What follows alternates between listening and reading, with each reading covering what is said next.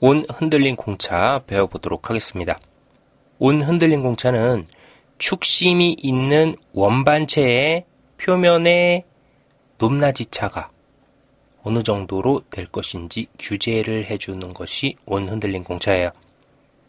그래서 축심이 있는 원반체 측면에 요 축심을 기준으로 면 상태의 표면 높낮이 차이를 공차로 규제를 해주는 거죠.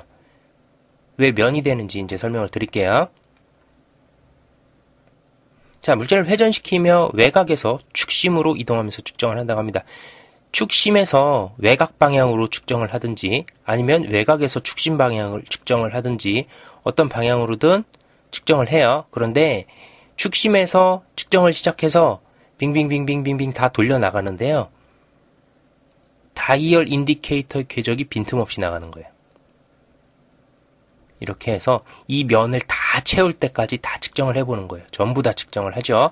그랬을 때 제일 낮은 값하고 제일 높은 값, 이 굴곡의 차이가 있겠죠. 요 차이. 그걸 공차 값으로 규제를 해주는 게 온 흔들림 공차죠. 이게 뭐죠? 결국은 빈틈없이 이게 다 돌았어요. 다 돌아서 측정해서 높낮이 값을 구했다는 건 이 원반체의 면 전체를 사용하겠다는 거예요. 면 전체를 사용하겠다는 공차가 온 흔들림 공차인 거예요. 뭐를 기준으로 해요? 축심을 기준으로 회전을 한다는 거죠. 그래서 뭐가 필요하죠? 데이터미 반드시 필요해요. 축심을 기준으로 회전해서 측정한 값을 공차로 삼는 거니까요. 그죠? 그래서 이 온 흔들림 공차는 이렇게 생긴 원반체의 경우에 이런 면을 사용하는 경우 있죠. 이런 면을 사용하는 경우에 온 흔들림 공차를 넣어주면 됩니다. 우리 앞서 배웠었던 원주 흔들림 공차, 화살표 하나짜리 원주 흔들림 공차는 뭐죠? 특정한 개소에서 한 바퀴 회전해서 높낮이 차를 가지고 공차로 규정을 한 거였죠. 그러면 원반체의 면을 사용을 해야 되는데 특정한 한 개소만 한 바퀴 측정한 값을 가지고 공차를 규정을 하면 이게 크게 의미가 있나요? 의미가 전혀 없죠. 면을 사용해야 될 때는 면을 전체를 다 측정을 해야 되는 거죠. 그 측정한 값의 차이가 어느 정도다라고 규정을 해줘야 되는 거죠. 그렇게 해주는 게 이제 온 흔들림 공차니까 이런 축심이 있는 원반체의 측면을 사용하고자 할 때 원주 흔들림 공차를 갖다 집어넣는 건 아무런 의미가 없다는 거죠. 자, 그런데 벨트 플리나 아니면 스퍼기어 같은 경우에 측면을 다 파먹는 경우가 있죠. 다 파먹어요. 다 깎잖아요. 뭔가 있잖아요. 뭐 구멍도 이렇게 있는 애들도 있고 옆구리를 다 판 애들이 있어요. 그리고 가운데는 또 뭘 파죠? 축 들어가라고 축구멍 파죠. 그게 결국은 원반체를 옆을 다 깎아서 별로 안 남았어요. 면이 평평해야 되는 부분이 얼마 안 남았어요. 뭐 요만큼 남았다든지 요런 경우에는 그쵸, 원주 흔들림 공차 집어 넣어줘도 상관없죠. 결국은 원주 흔들림 넣으려면 이렇게 넓은 면을 사용할 때는 원주 흔들림을 못 넣고 면 중에 일부분, 아주 극히 일부분을 사용하는 그런 경우 정도는 원주 흔들림으로 넣어줄 수 있지만 원반체를 면을 전체로 사용하겠다. 축심이 있는 원반체의 면을 전체로 사용하겠다 할 때는 온 흔들림만 사용할 수 있는 거죠.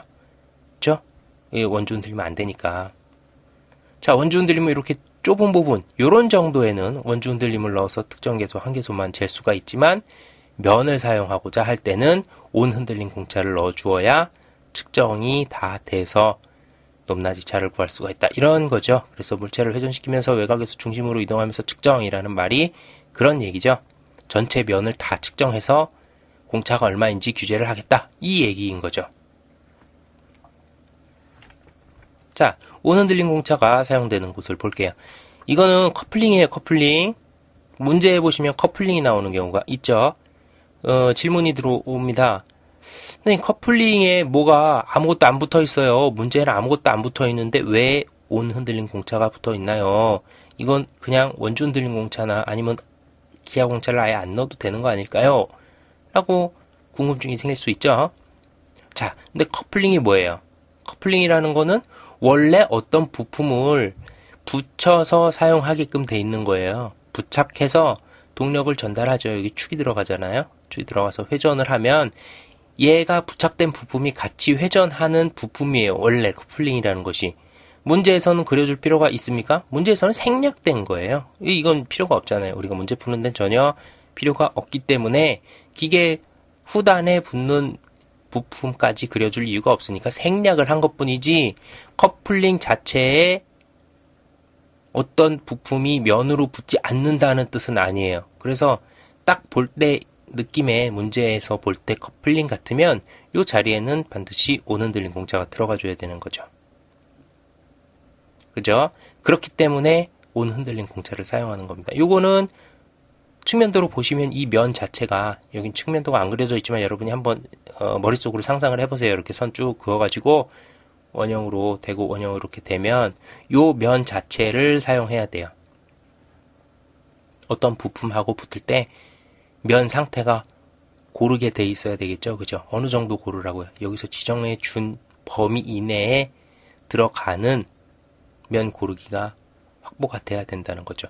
온 흔들린 공차는 면이에요. 면. 원반체의 면의 상태를 규제를 하는 기하 공차라고 보시면 됩니다. 그래서 면을 사용하는 부품이 있으면 그때는 온 흔들린 공차 넣어주시면 되는 거예요. 자, 원주 흔들린 공차랑 화살표 하나 차이지만 되게 많은 차이가 있죠. 요거를 유념을 하셔야 돼요. 또 다른 데는 편심구동 장치 이런 데 보시면 뭐가 있죠? 편심축이 있죠. 편심축 위에는 뭐가 들어가요? 슬라이더가 들어가잖아요. 슬라이더. 이 구동 원리는 뭐죠?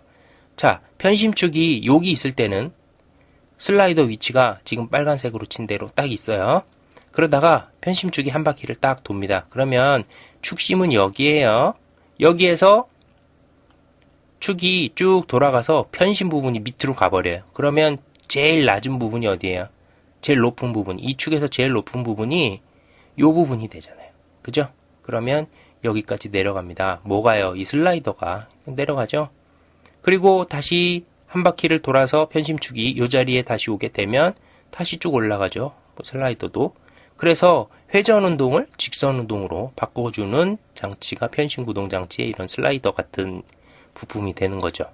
자, 여기에 이 원반체의 표면, 자, 이렇게 해서 3차원 형상으로 그려보면 이런 형상이에요. 그죠? 이런 형상인데 여기에 사용하는 것도 뭐죠? 원반체의 면이죠? 축심 있어요? 없어요? 이거 축심 있어요. 이 축심 기준으로 데이텀을 C를 잡죠. 데이텀 이름 부여하는 방법은 데이텀 강의에서 참고를 하시고요. 자, 데이텀 기준으로 이쪽 면이 완전히 평평해야 된대요. 얼마나 완전히?